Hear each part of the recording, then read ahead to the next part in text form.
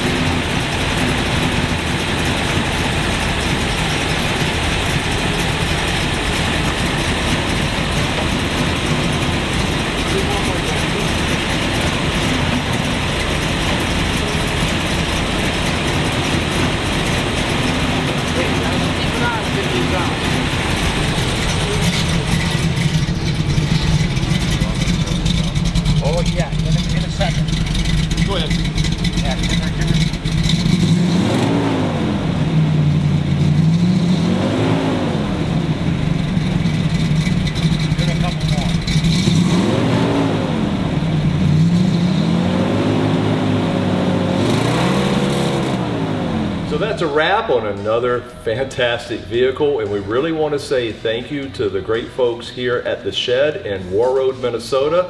And this is Rick and this is Doug. You saw them in their videos.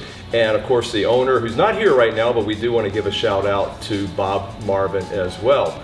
But before we leave you, make sure to leave a comment below, click that subscribe button, and ring that bell notification so you never miss one of our videos. that's it. So thanks for watching. Thanks for watching. Rick, Doug, and me. We'll cut that part out. Yes, we will. I almost tried. Hey.